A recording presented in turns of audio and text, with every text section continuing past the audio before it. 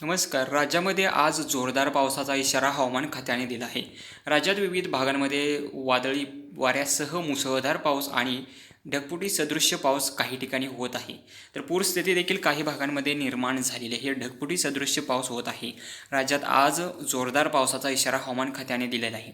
राज्यात उमरखेड, हिंगोली, नांदेड, अहमदपूर, परळी, त्याचबरोबर माजलगाव, बीड, सेलू, पैठण, जालना, छत्रपती संभाजीनगर, हिंगोली, पुसद, चंद्रपूर, गडचिरोली, देसाईगंज, ताडोबा या परिसरांमध्येही मुसळधार पावसाचा इशारा हवामान खात्याने दिला आहे.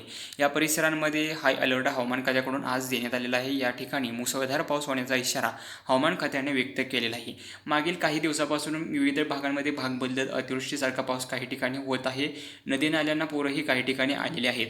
तर काही ठिकाणी आणखीन दुष्काळ परिस्थिती निर्माण आहे. तर राज्यामध्ये सर्वच भागामध्ये भाग बदलत पाऊस पडणार असल्याचा अंदाज हवामान खात्याने दिलेला आहे. त्यामुळे सर्व भागामध्ये पाऊस हा भाग बदलत पडणार आहे.